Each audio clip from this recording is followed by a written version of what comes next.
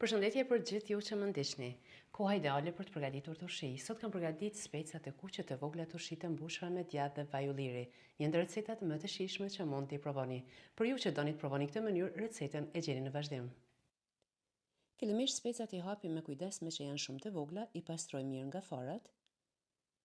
Në anën tjetër, përgatisim shëlliren, në një enë më të thellë shtojmë kripën e trashë, sheqerin, uthullën e bardhë, shtojmë ujin.